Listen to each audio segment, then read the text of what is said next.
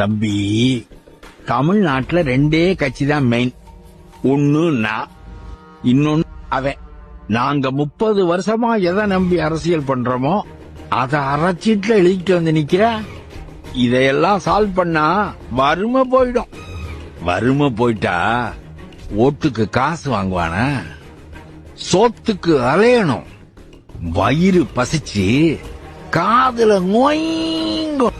அப்போதான் நாங்க கொடுக்கிற 5000 ரூபாய்க்கு நாய் மாதிரி வந்து ஓட்டு போடுவேன். 234 தொகுதியிலையும் என் ஆளுங்களை நிறுத்துறேன். உங்ககிட்ட அவ்வளவு பணம் இருக்கா?